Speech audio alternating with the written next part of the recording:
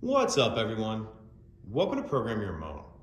Today we're going to do a quick video and show you where the spare tire is located in a 2020 Chrysler 300. Like I said, we're going to be looking at a 2020 300 in this video, but it will be the same on several different years. So the spare tire, if your vehicle is equipped, will be located in the trunk. In order to get to it, we need to go in the trunk.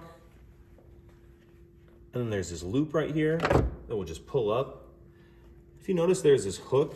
What you can do is hook that right there, and that'll kind of just keep this shelf out of your way.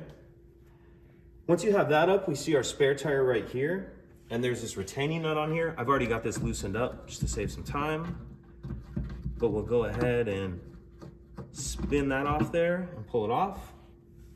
Once you have that off there, we can pull the spare tire out.